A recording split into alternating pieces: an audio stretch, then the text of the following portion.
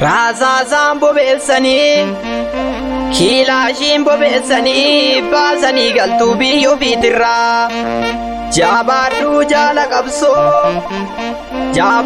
jaala qabsoo shakkiin qeerroosii waliin jirra diidaa koo jabaadhu kaa faalmataa jabaadhu kaa hidhamtus dhugaan kee hin dhokatu beelofteetti deebottee dhugaan saba kee akka mul'atu.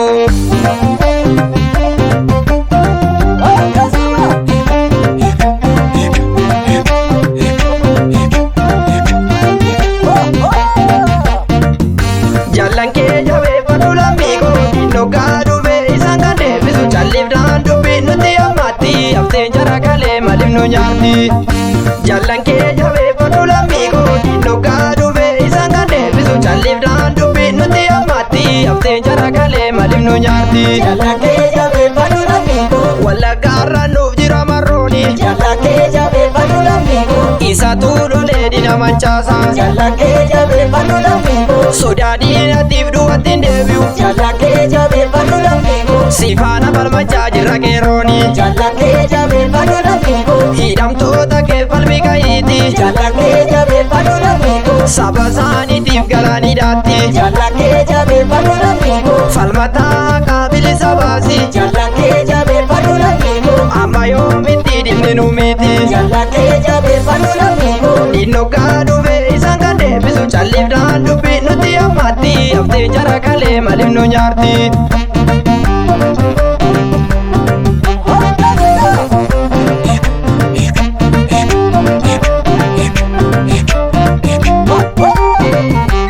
Maaloo jajjabee goome maalumatti teessa diinni wal gurmeessee ka'ee keenya balleessa.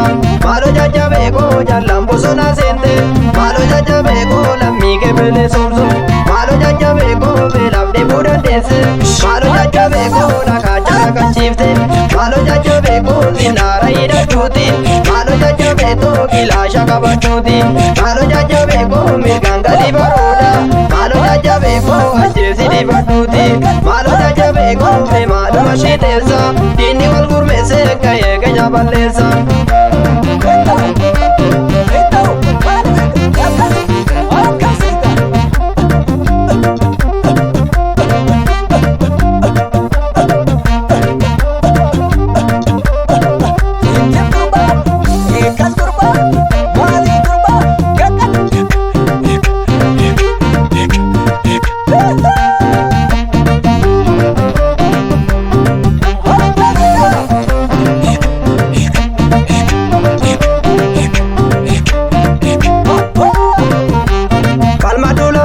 Maalumatti teessa jarri wal gurmeessee ka'ee keenya balleessa.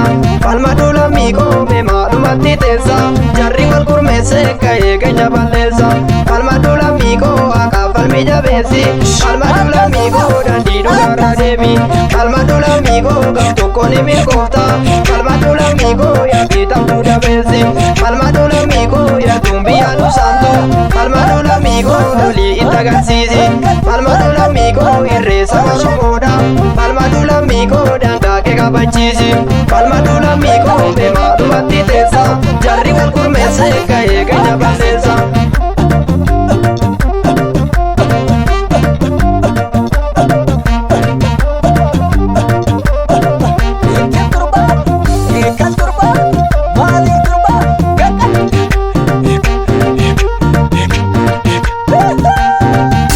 Jaallan kee jabeeffadhu lammii koo dhokkaa dhufee isaan kan deebisu calliifnaan dubbiin nuti ammaatti hafteen jara galee maaliif nu nyaatti. Jaallan kee jabeeffadhu lammii koo dhokkaa dhufee isaan kan deebisu calliifnaan dubbiin nuti ammaatti hafteen jara galee maaliif nu nyaatti. Jaallan kee jabeeffadhu lammii koo Wallaggaarraan nuuf jira marrooni. Jaallan kee jabeeffadhu lammii koo Isaatu lolee dina mancaasa. Jaallan kee jabeeffadhu lammii koo Sodaa diinatiif duwwaatti hin deebi'u. Jaallan kee jabeeffadhu lammii koo Sifaana falmachaa jirra qeerrooni. Jaallan kee jabeeffadhu lammii koo Hidhamtoota kee falmi ka'iiti. Jaallan kee jabeeffadhu lammii koo Saba isaaniitiif galaanii daatti Jallakkee jabeeffadhu lammii koo. falmataa qaabilisa baasi Jallakkee jabeeffadhu lammii koo. amma yoomitti dhimminuu miti Jallakkee jabeeffadhu lammii koo. dhinnoggaa dhufee isaan kan deebisu calliifdaan dubbiin nuti ammaatti haftee jara kalee malimnu nyaarti.